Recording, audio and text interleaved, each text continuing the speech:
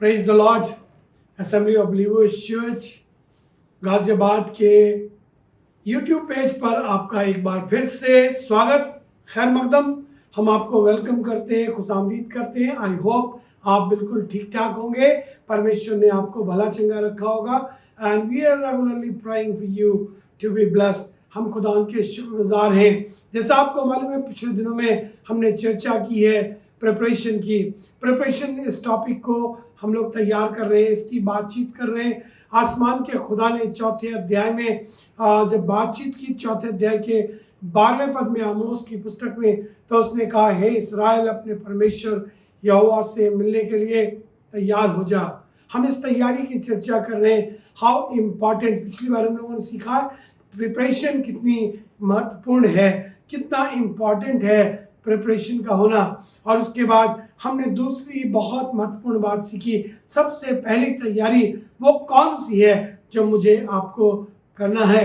तो पहली तैयारी जिसकी हमने चर्चा की थी वो है मन की तैयारी।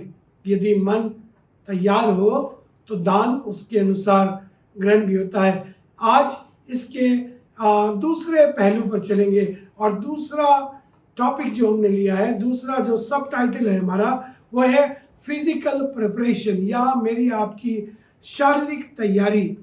वो कौन सी तैयारी है जो हम कर रहे हैं खुदा की हुजूरी में जाने के लिए। कई बार लोग कहते हैं परमेश्वर के पास जाने के लिए जरूरी नहीं है कि आप जिस्मानी रूप से भी करें, पर ये तो सिर्फ आपका मन तैयार हो। मेरा मन ही मन, आपने बहुत से लोगों से सुना होगा कहते हुए, वो कहते हैं हम तो मन ही मन प्रार्थना करते हैं। हमने अपने मन में माफ़ी मांग ली है, हमने अपने मन से कहा है। मन से कहना अच्छा तो है, पर साथ ही साथ जिस्मानी तौर से तैयारी भी उतनी ही महत्वपूर्ण है। और आज इस विषय पर जाने के लिए मैं सबसे पहले आपको खुदावंद के कलाम की एक आयत में ले चलूँगा, जो आपको मिलेगी पहला राजा उसका 10वां अध्याय और उसके 5वें पद में। यहाँ पर कुछ ऐसे लिखा है, और उसके कर्मचारी किस रीति बैठते और उसके टहलुए किस रीति खड़े रहते, और कैसे कैसे कपड़े पहने रहते हैं, और उसके पिलाने वाले कैसे हैं, और वो कैसी चढ़ाई है जिससे वो यहोवा के भवन को जाया करता है। यह सब जब उसने देखा तब वह चकित रह गई। जी, खुदा के कलाम में यूँ लिखा हुआ है, यह शिबा की रानी का जिक्र है। शिबा की रानी सुलेमान से मिलने आई है। मिलने आते वक्त उसके पास कठिन कठिन प्रश्न हैं। मैं चाहूँगा इसका दूसरा पद भी यदि आप पढ़ लें तो आपको मालूम पड़ेगा। दूसरा तीसरा पद वहाँ पर ऐसे लिखा हुआ है, शिबा की रानी जब सुलेमान से मिलने के लिए आने लगी, सुलेमान की चर्चा सुनी, सुलेमान की कीर्ति सुनी, सुलेमान के बारे में उसकी बड़ाई सुनी, तो ऐसे लिखा हुआ है जी, तब जब शिबा की रानी ने यहोवा के नाम के विषय सुलेमान की कीर्ति सुनी जी, तब वह कठिन कठिन प्रश्नों से उसकी परीक्षा करने को चल पड़ी। तो आपको मालूम है वो अपने साथ कठिन कठिन प्रश्न लाई है। बहुत बार मेरे आपके पास भी लोग मिलने आ रहे हैं, और जो मिलने आते हैं उनके पास बड़े सवाल हैं, गंभीर सवाल हैं, कठिन सवाल हैं, और वो उन सवालों को लेकर के आपके पास आ रहे हैं। मैं और आप कई बार उनके सवालों के जवाब नहीं दे पा रहे हैं। आपको एक बड़ा कारण, जब मैं इसे पढ़ रहा था तो मुझे बड़ी बरकत मिली इसे पढ़कर और इसे समझकर कि वहाँ लिखा हुआ है, वो जब उसके पास आई तो वो अपने कठिन कठिन सवाल लाई।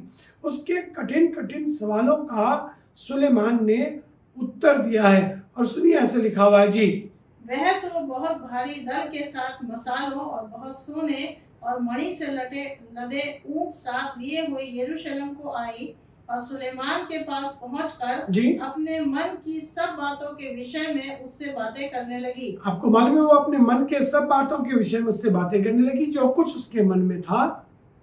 सुलेमान ने उसके सब प्रश्नों का उत्तर दिया। देखा, सुलेमान ने उसके सब प्रश्नों का उत्तर दिया, और कोई बात राजा की बुद्धि से ऐसी बाहर ना रही कि वह उसको ना बता सका जी। तब शिबा की रानी ने सुलेमान की सब बुद्धिमानी और उसका बनाया हुआ भवन और उसकी मेज पर का भोजन देखा। और उसके कर्मचारी किस रीति बैठते आपको मालूम है लिखा, तब लिखा है खुदा कलाम में एक बहुत खास बात जिसकी चर्चा कर रहा हूँ आज की समय में, वो ये कि शिबा की रानी ने सुलेमान के कर्मचारियों को देखा। ये वही सुलेमान है जिसने उसके सवालों का जवाब दिया है। इसने उसके कर्मचारियों को देखा कि उसके कर्मचारी किस रीति बैठते हैं और उसके टहलुए किस रीति से उसके सामने खड़े रहते हैं और वो कैसे कैसे कपड़े पहने रहते हैं और उसके पिलाने वाले, लिखा खुदा कलाम में, कैसे हैं और वो कैसी चढ़ाई है जिससे सुलेमान यहोवा के भवन को जाता है, या वो कैसी तैयारी है जिससे सुलेमान खुदा के घर को जाता है। जी, खुदा के घर जाने की तैयारी इम्पॉर्टेंट है और ये इसके बारे में उर्दू की बारे में लिखा हुआ है। और जब शिबा की रानी ने ये सब कुछ देखा तो उसके होश फाख्ता हो गए, या जब उसने ये देखा तो उसके वो चकित रह गई। इंग्लिश की बारे में लिखा है and there was no more spirit in her, उसमें तो अब उसमें कुछ बचा ही नहीं। कोई अचंभित हो रहा है, कोई घबरा जा रहा है, किसी के होश उड़ जा रहे हैं, किसी को कुछ समझ में नहीं आ रहा, वो सरप्राइज है, स्टंट है। उसके बारे में लिखा है, उसका कारण ये है कि उसने देखा है कि सुलेमान वो कैसी चढ़ाई है जिससे खुदा के घर को जाता है, वो कैसी तैयारी है। मेरे आपके लिए भी ये बहुत इम्पॉर्टेंट है, मेरी आपकी फिजिकल तैयारी भी, कैसे मैं और आप खुदा की हुजूरी में जाने के लिए अपने आप को तैयार कर रहे हैं, ये बहुत खास है। सुनिए, खुदा कलाम में ऐसे लिखा हुआ है।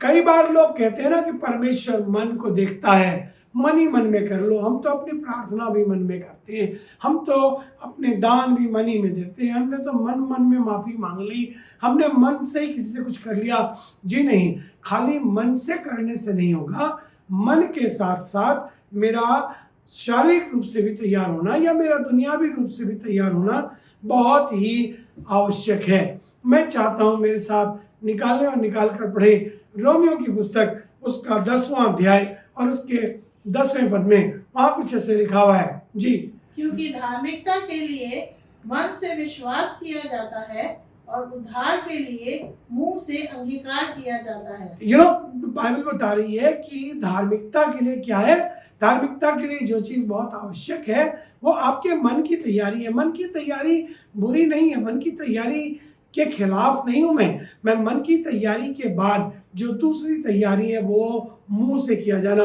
मुंह से किया जाना क्या है? मुंह से किया जाना फिजिकल है, मुंह से किया जाना आपका सार्वजनिक रूप से तैयार हो जाना है। और वो कह रहा मन से विश्वास किया, मन में तो अकेले में किया, धार्मिकता के लिए मन से विश्वास होता है, परंतु उद्धार पाने के लिए ये बहुत इम्पॉर्टेंट है। खुदा की हुजूरी में जाने के लिए, उद्धार पाने के लिए मुझको और आपको अपने मुंह से अंगीकार करना ही पड़ेगा।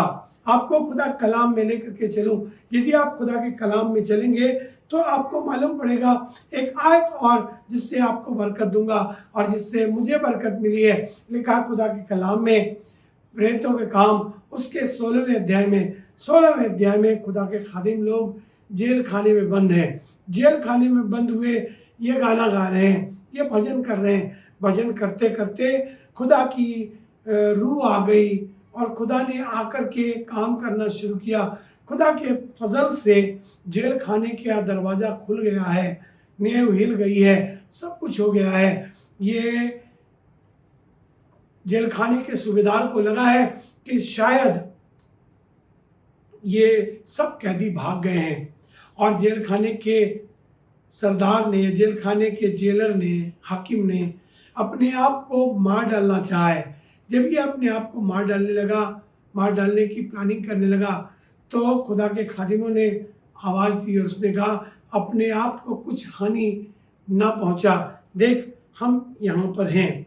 तब लिखा खुदा के कलाम में 30वां पद पढ़िए, वर्स 30, वहाँ कुछ ऐसे लिखा हुआ है। जी, और उन्हें बाहर लाकर कहा, और लिखा है और जेल खाने के सूबेदार ने या सरदार ने या जेलर ने उन्हें बाहर लाकर कहा, हे सज्जनों, हे सज्जनों, उद्धार पाने के लिए मैं क्या करूं? उद्धार पाने के लिए मैं क्या करूं? उन्होंने पूछा उद्धार पाने के लिए मैं क्या करूं?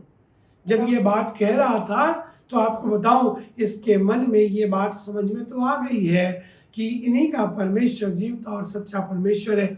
ये जान गया है इनके परमेश्वर को कि इनके परमेश्वर में सामर्थ्य है। इनका परमेश्वर जो इन्हें बेड़ियों में जकड़े हुए छुड़ा सकता है, इनका परमेश्वर जो जेल खाने के दरवाजे को, जेल खाने के ताले को खोल सकता है, जेल खाने के दरवाजे को खोल सकता है, वही जीवता और सामर्थी परमेश्वर है। इसके मन में ये बात आ तो गई है। इसके मन में ये बात आ जाने के बाद उसने कहा है, ऐ साहिबों, उद्धार पाने के लिए मैं क्या करूं? सोच कर देखिए, कोई क्यों पूछेगा किसी से कि उद्धार पाने के लिए मैं क्या करूं? किसी जेल के कैदी से क्या जेलर कभी पूछता है, हे सज्जनों बताइए कि हम उद्धार पाने के लिए क्या करें? पर इससे पूछ रहा है, इसीलिए पूछ रहा है क्योंकि इनको मालूम पड़ गया है इनका परमेश्वर जीवता परमेश्वर, इनके परमेश्वर में उद्धार करने की सामर्थ्य है और ये परमेश्वर के चुने हुए जन हैं। तो इसने सवाल पूछा, उद्धार पाने के लिए मैं क्या करूं? मन तैयार हो गया है। तो सुनिए आगे ऐसे लिखा हुआ जी। उन्होंने कहा, प्रभु यीशु मसीह पर विश्वास कर, प्रभु यीशु मसीह पर विश्वास कर, तो तू और तेरा घराना उद्धार पाएगा। तो तू और तेरा घराना उद्धार पाएगा जी। और उन्होंने उसको और उसके सारे घर के लोगों को प्रभु का वचन सुनाया। जी हाँ। रात को उसी घड़ी उसने उन्हें ले जाकर उनके घाव धोए और उसने अपने सब लोगों समेत तुरंत बपतिस्मा लिया। आपको मालूम है ये क्या हो रहा है? अभी ये इसने जाकर के मन से विश्वास तो कर लिया है, आओ तुमको अपने घर में ले चले, घर ले जाकर के तुमसे खुदा का कलाम भी सुन लिया है। कलाम सुनने के बाद खत्म, अभी इतनी बात बहुत है? नहीं, ऐसा नहीं लिखा खुदा कलाम में। उसने उन्हें ले जाकर उनसे खुदा का कलाम सुना, उनके घाव धोए, उनकी सेवा की और ना सिर्फ इतना किया पर फिजिकल वाला एक काम और किया है, और वो ये है कि उसने अपने सारे घराने समेत बपतिस्मा लिया है। ये फिजिकल प्रिपरेशन है। कई लोग कह रहे हैं मेरा मन तैयार है, जरूरत नहीं है। कुछ लोग तो उस दूसरे चोर का एग्जाम्पल भी कोट करते हैं। जब वो एग्जाम्पल कोट करते हैं तो कहते हैं उस चोर ने कौन सा बपतिस्मा लिया था? यीशु मसीह ने उससे कहा आज ही तू मेरे साथ स्वर्गलोक में होगा। पर आपको बताना मानता हूँ उस चोर के पास ये अवसर नहीं था। हम लोगों के पास ये अवसर है कि हम इस संसार में रहते हुए बपतिस्मा ले सके, प्रभु को अपना उद्धारकर्ता करके ग्रहण कर सके और फिजिकली भी अपने आप को प्रिपेयर कर सके। इस बात का इंतज़ार ना कीजिए कि हमें जब वक्त नहीं मिलेगा, कौन जाने उस वक्त के ना मिलने से मैं और आप उसकी हुजूरी में जाने के काबिल ही ना बन पाए, और अगर जाएं तो जजमेंट में सजा पा जाए। उसने जाकर उनसे बपतिस्मा लिया और बपतिस्मा लेकर के अपने आप को प्रिपेयर किया। यदि आपको याद हो, हम पिछली बार बात कर रहे थे मुसरिफ बेटे की, उड़ाऊ पुत्र की। उड़ाऊ पुत्र ने होश में आकर एक दिन जब वो सूअरों की फलियां खा रहा था, फलियां खाते खाते जब फलियां भी खाने को नहीं मिल रही थी, वो भी उससे छीन लिए जाते थे, तब वो अपने आपे में आया। जब वो अपने आपे में आया तो अपने मन ही मन में कहने लगा। उसने आपे में आने के बाद अपने मन को तैयार किया और मन को तैयार करके उसने कहा मैं अपने पिता के पास जाऊंगा। आपको याद होगा पिछले एपिसोड में हमने इसकी चर्चा की थी। उसने कहा मैं उठकर अपने पिता के घर जाऊंगा। अपने मन में कहा मैं उठकर अपने पिता के घर जाऊंगा और अपने पिता से कहूंगा हे पिताजी, मैंने स्वर्ग के विरोध में और आपके विरोध में पाप किया है। अब इस योग्य भी नहीं रहा कि आपका पुत्र कहलाऊं, मुझे अपने दास की मानिंद रख ले। अब ये बेटा अपने बाप के घर आ गया है। बाप ने इसे दूर से देखा है। दूर से देख करके अभी उसने पिता से कुछ कहा नहीं था, पर बाप ने उसे देखा, गले लगाया, उसे प्यार किया, उसे चूमा, और चूमने के बाद जो उसने इम्पोर्टेंट काम किया वो मैं चाहता हूँ आपके साथ उसकी चर्चा करूँ।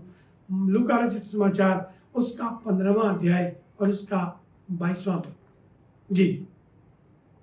परंतु पिता ने अपने दासों से कहा, पर बाप ने अपने नौकरों को बुलाया और बुलाकर कहा, झट अच्छे से अच्छा वस्त्र निकाल कर उसे पहनाओ। आपको मालूम है, बिटवीन द लाइन पढ़ना चाहता हूँ, बिटवीन द लाइन्स जो लिखी है बात, परंतु पिता ने अपने दासों से कहा, पहले बुलाया होगा तो उससे कहा होगा, देखो ये सुअरों के बीच में से आया है, सुअरों के पास रह रहा था, नाली में कीचड़ में गंदगी में रहता था, ले जाओ। इसकी पता नहीं कब से ऐसी दशा है, शायद इसके कपड़े खराब हो गए, इसके बाल बहुत बड़े बड़े हो गए, बाल अपसेट हो गए हैं, इसकी दाढ़ी भी अपसेट हो गई है। एक काम करो, इसको लेकर जाओ, ले जा करके इसको तैयार कराओ, और तैयार कराने के बाद तुम एक काम करो, इसको नहलाओ धुलाओ, तैयार करो, इसके ऊपर बढ़िया इत्र मलो, अच्छी खुशबू लगाओ और सब कुछ करो, और इसे झट अच्छे से अच्छा वस्त्र निकाल कर पहनाओ।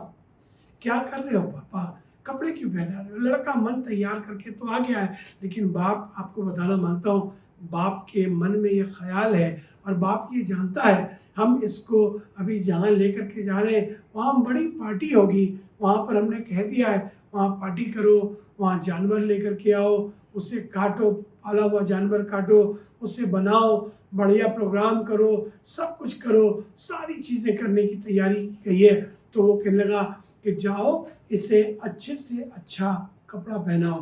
हालांकि बेटा अपने सब कपड़े लेकर गया था, सब कुछ ले गया है, और कहने लगा इसे अच्छा कपड़ा पहनाओ, मेरा पहना दो, बड़े भाई का पहना दो, किसी का कपड़ा निकाल कर इसे पहनाओ, जो सबसे अच्छा मिले वो इसे पहनाओ।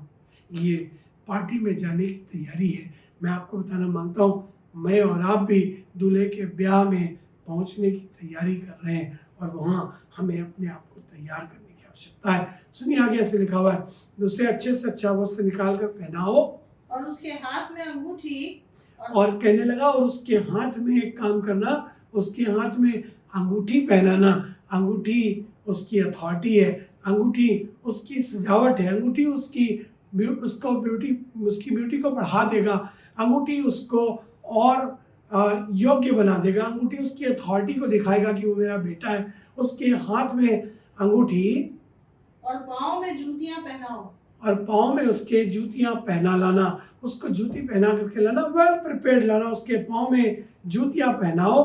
आगे सुनिए, और पला हुआ बछड़ा लाकर, और पाला हुआ जानवर लाकर मारो ताकि हम खाएं और आनंद मनाएं। आपको मालूम है, पार्टी के लिए, आनंद मनाने के लिए मेरी आपकी तैयारी बहुत ज़रूरी है। जो जिस्मानी तैयारी है, आपने जिस्मानी रूप से अपने आप को दुनियावी एतबार से कैसे तैयार किया है। सिर्फ ये कहना काफ़ी नहीं है मैंने मन से विश्वास किया है, पर मन से विश्वास करने के साथ साथ अपने आप को वैसे भी तैयार करना है। हम दुनियावी एतबार से भी तैयार होंगे, हम खुदा की हुजूरी में आने के लिए भी तैयार होंगे।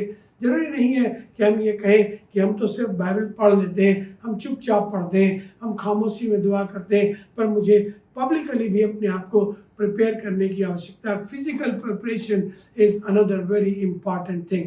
मैं चाहता हूँ आपको खुदा के कलाम की एक और स्टोरी पर लेकर के चलूँ। एक और कहानी में यहाँ लिखा है, एक मालिक ने, एक राजा ने अपने घर में एक शादी का इंतज़ाम किया है। जब उसके घर में शादी का इंतज़ाम हुआ तब उसने कुछ लोगों से बातचीत की। उसने शादी का इनविटेशन लोगों के पास भेजा। जब इनविटेशन गया तब इनविटेशन में 5वें पद को अगर आप पढ़ेंगे तो 5वें पद में ऐसे लिखा हुआ है, 22वां अध्याय मत्ती रचित समाचार उसका 5वां पद, वहाँ पर लिखा हुआ है, and some ignored the invitation, some look out, किसी ने उसको ध्यान नहीं दिया।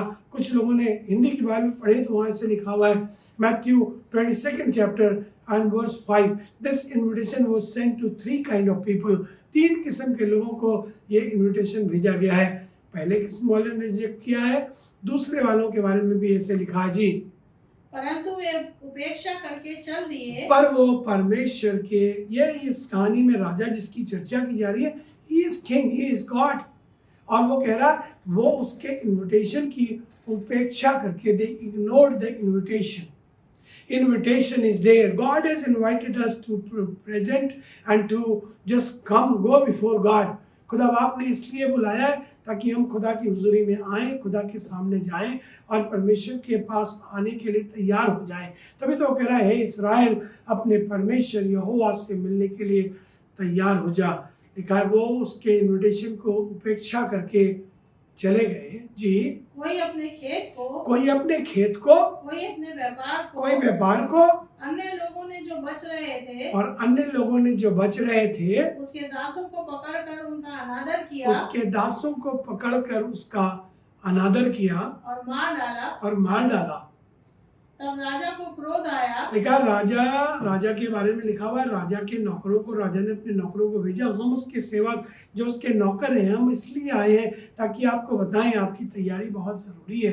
पर किसी ने उपेक्षा क्या, छोड़ो बेकार की बात करते हैं, इनकी बातों में क्या रखा। ये लोग तो कहते रहते हैं, मानो ना मानो। कोई अपने खेत पे चला गया, किसी को बुलाया गया था तो वो अपने बिजनेस में चला गया, उपेक्षा की। पर सुनिएगा आगे ऐसे लिखा है, कहानी आगे बढ़ती है। जब कहानी आगे बढ़ती है, राजा को गुस्सा आया। राजा ने कहा एक काम करो, अपने नौकरों से कहा सड़कों पे चले जाओ, चौकों में चले जाओ, वहाँ पर मजदूरों को, भिखमंगों को, लंगड़ों को, लूलों को, टुंडों को, खराब लोगों को, जैसे जो बहुत ऑनरेबल नहीं है उनको भी पकड़ करके ले आओ और सबको ले करके आओ। और जब सबको बुलाया तो उसने सबको कपड़े दिए। राजा ने सबको कपड़े दिए हैं कि सब कपड़ा पहनकर प्रॉपर ड्रेसअप हो करके तब ब्याह के भोज में आए। जिनको बुलाया गया गरीब लोगों को, उनका मन तो वैसे ही राजा के खाने के कारण ही बड़ा आनंदित हो गया है। आज खाना मिलेगा, आज बहुत लजीज खाना मिलेगा, बड़े पकवान मिलेंगे, बहुत सारा खाना होगा, हम लोग खूब पेट भर कर खाएंगे। मन तो तैयार हो गया है। पर राजा ने कहा नहीं, कपड़े भी दे देना इनको, क्योंकि ये कपड़े पहनकर मेरे बेटे के ब्याह के भोज में आएंगे। तब सुनिए आगे ऐसे लिखा हुआ जी 11-12 पद। जब राजा अतिथियों को देखने भीतर आया, अब लिखा है, अब राजा अतिथियों को देखने भीतर आया है, खाना चल रहा है, सब गेस्ट आ गए हैं। अब सारे गेस्ट बुला लिए गए। जब सब बुला लिए गए तो लिखा है खुदा कलाम में, राजा जब अतिथियों को देखने भीतर आया तो उसने वहां एक मनुष्य को देखा, तो राजा ने वहां एक आदमी को देखा जी, जो विवाह का वस्त्र नहीं पहने था। अब आप सोच कर देखिए, जब राजा वहां आया था तो क्या एक ही आदमी थे वहां पर? आदमी तो कई सारे थे, लोग तो बहुत थे, पर राजा ने एक आदमी को, he looked at one person. Why? This man, ये आदमी थोड़ा सा अनयूजुअल सा दिखाई दे रहा है, ये अलग सा दिखाई दे रहा है। क्या हुआ है इस आदमी के साथ? ये आदमी, पढ़िए आगे, हाँ, ये विवाह का वस्त्र नहीं पहने था। ये विवाह का वस्त्र नहीं पहनता, इसकी फिजिकल तैयारी नहीं थी, इसलिए राजा ने इसे नोटिस किया है। ये विवाह का वस्त्र नहीं पहने था जी। उससे पूछा, राजा ने उससे पूछा, हे मित्र, हाँ, तू विवाह का वस्त्र पहने बिना यहाँ क्यों आ गया? राजा ऐसे पूछने लगा मानो कह रहा था, my dear friend, why you have come here without the dress, without the wedding garment? तुम बगैर विवाह के वस्त्र पहने हुए यहाँ कैसे आ गए? क्या तुमको वस्त्र दिया नहीं गया था? क्या मेरे बादशाह में कमी आ गई थी? क्या हमारे नौकरों ने तुमको कपड़े नहीं दिए थे? कहने लगे कि तू विवाह का वस्त्र पहने बगैर यहाँ क्यों आ गया है? तब सुनिए आगे ऐसे लिखा है, उसका मुंह बंद हो गया। लिखा है उसका मुंह बंद हो गया। इंग्लिश में लिखा है ही वॉज स्पीचलेस, वो खामोश हो गया, उसके पास कोई जवाब नहीं था।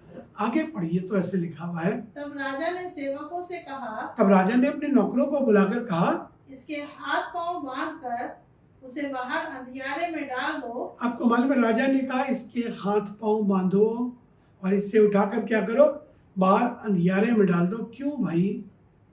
इसलिए क्योंकि राजा के ब्याह के भोज में पहुंचने के लिए मुझको और आपको मन की तैयारी और साथ ही साथ जिस्म की तैयारी की भी ज़रूरत है। Not just heart but your physical preparation is also very important. अगर आपने अपने आप को पूरी रीति से तैयार नहीं किया, मैंने पूरी रीति से तैयार नहीं किया, तो उसे हाथ पैर बांध कर, कहने लगा, राजा ने कहा इसे हाथ पैर बांध कर बाहर अंधियारे में डाल दो। बाहर अंधियारे में डाल दो, वहाँ रोना और दांत पीसना होगा। वहाँ रोना और दांत पीसना होगा। आपको मालूम है कहाँ रोना है, कहाँ दांत पीसना है, इसके बारे में बहुत कुछ बताने की ज़रूरत तो नहीं है। पर अगर कोई तैयार हुए बगैर आया है, अगर किसी ने तैयारी नहीं की है, तो मैं आपसे कहना मांगता हूँ, बगैर तैयारी के हम आनंद के नहीं, बगैर तैयारी के हम स्वर्ग के नहीं, पर बिना तैयारी के हम सज़ा के, हम गम के, हम शोक के, बगैर तैयारी के हम नरक के अधिकारी हो जाएंगे। हे इस्राएल, अपने परमेश्वर यहोवा के सामने आने को तैयार हो जा। मन की तैयारी, आपके शरीर की जिस्मानी तैयारी, ये दोनों तैयारियां बहुत आवश्यक हैं। खुदा के कलाम में एक आयत और पढ़वा देता हूँ आपको बहुत बरकत मिलेगी। इसे पढ़ करके प्रकाशित वाक्य की पुस्तक उसका 22वां अध्याय, इसके 22वें अध्याय के 14वें पद को पढ़ेंगे। 22वां अध्याय प्रकाशित वाक्य की पुस्तक, book of revelation 22nd chapter and verse 14। यहाँ पर कुछ ऐसे लिखा है जी। धन्य वे हैं जो अपने वस्त्र धो लेते हैं, हाँ, क्योंकि उन्हें जीवन के वृक्ष के पास आने का अधिकार मिलेगा। आपको मालूम है, मुबारक वो हैं, वो खुदा का कलाम कह रहा है, blessed are those who have washed their robes, जिन्होंने अपने वस्त्र को धो लिया है। धन्य है वे जो अपने वस्त्र धो लेते हैं, क्योंकि उन्हें जीवन के वृक्ष के पास आने का अधिकार मिलेगा। जीवन के वृक्ष के पास जाने का अधिकार हर शख्स को नहीं है, सिर्फ उसको है जिसने अपनी तैयारी की है। और लिखा है, न सिर्फ उन्हें जीवन के वृक्ष के पास आने का अधिकार मिलेगा, पर वे फाटकों से होकर नगर में प्रवेश करेंगे। आपको मालूम है, जिस नगर की चर्चा की जा रही है वो स्वर्ग है, जिस फाटक की चर्चा की जा रही है वो तो स्वयं यीशु मसीह है। और जीवन के वृक्ष के पास, जीवन का वृक्ष परमेश्वर के उस अनुग्रह के सिंहासन को और स्वर्ग को दर्शाता है। इस जीवन के वृक्ष के पास आने के लिए मुझे आपको वस्त्र धोना जरूरी है। अगर आपने बपतिस्मा नहीं लिया है, बपतिस्मा लीजिए। तौबा नहीं किया, तौबा कीजिए, अपने वस्त्र को धो लीजिए, ताकि मैं और आप परमेश्वर के उस नगर में प्रवेश कर सके, वहाँ दाखिल होने का अधिकार प्राप्त कर सके। अन्यथा दूसरे नगर में चले जाएंगे जहाँ अंधेरा और दांतों का पीसना है। आइए खुदा के हाथों में अपने आप को सौंपे, परमेश्वर से प्रार्थना करें, प्रभु के हाथों में अपने आप को सौंप कर खुदा उनसे आज अगर आप अपने लिए कहना मांगते हैं, परमेश्वर मैं मन की तैयारी करूँगा और मैं जिस्म की तैयारी भी करूँगा। वो चीज़ें जो फिजिकल हैं, अभी लगता नहीं, कई बार समझ में नहीं आता, कई बार लगता है ये बपतिस्मा ये तो फिजिकल है, ये दसवां अंश देना ये तो फिजिकल है, ये ऑफरिंग देना ये तो फिजिकल है, इनसे खुदा का कोई लेना देना नहीं। जी नहीं, मैं आपसे कहना मांगता हूँ, खुदा का इनसे भी बहुत कुछ लेना देना है। अपने आप को तैयार करें। अगर अब तक तौबा नहीं किया, तौबा कीजिए। अगर अब तक अपने मुंह से अंगीकार नहीं किया है, अंगीकार कीजिए। अगर अब तक बपतिस्मा नहीं लिया है, बपतिस्मा लीजिए। परमेश्वर के हाथों में अपने आप को सौंपिए। पिता, पुत्र, पवित्र आत्मा के नाम से डुबकी का बपतिस्मा लेकर अपने आप को तैयार कीजिए, ताकि स्वर्ग की बादशाहत में दाखिल हो सके। ये बहुत इंपॉर्टेंट है। आइए प्रार्थना करें। प्रभु यीशु मसीह, हम आपका धन्यवाद करते हैं आज उन लोगों के लिए जो आपके संदेश को सुन रहे हैं। परमेश्वर, इस संदेश के माध्यम से मैं चाहता हूँ प्रभु, आप लोगों से बातचीत कीजिए। आपका नाम इनमें से प्रत्येक के जीवन से महिमा पाने पाए। परमेश्वर, हर एक बड़ी तैयारी के साथ आपके पास आए, आपकी हुजूरी में आए और आपके नाम को धन्य कहने पाए। पिता, चाहते हैं आपका सुसमाचार हमें मन की तैयारी और हमें परमेश्वर जिस्म की फिजिकल प्रिपरेशन भी करके आपकी हुजूरी में पेश करें, ताकि हम किसी रीति से भी उस आनंद को, उस आशीष को जो आपने हमारे लिए स्वर्गीय ठहराया है, उसे खोने ना पाए। मदद कीजिए, यीशु मसीह के नाम से मांगते हैं, आमीन। आपको स्क्रीन पर हमारा फ़ोन नंबर दिख रहा होगा। आप हमारे फ़ोन नंबर पर कभी भी मुझे फ़ोन कर सकते हैं और फ़ोन करके अपने प्रेयर रिक्वेस्ट भेज सकते हैं। हम आपके लिए प्रार्थना करने के लिए लगातार तत्पर हैं और उपलब्ध हैं। परमेश्वर आपको आशीष दे। अगर आपको संदेश अच्छे लग रहे हैं तो आप चैनल को सब्सक्राइब कर सकते हैं। आप एक दूसरे के साथ इसे शेयर भी कर सकते हैं, अपने दोस्तों अपने के साथ शेयर कर सकते हैं ताकि वो भी बरकत पा सकें। God bless you. Will see you in next episode.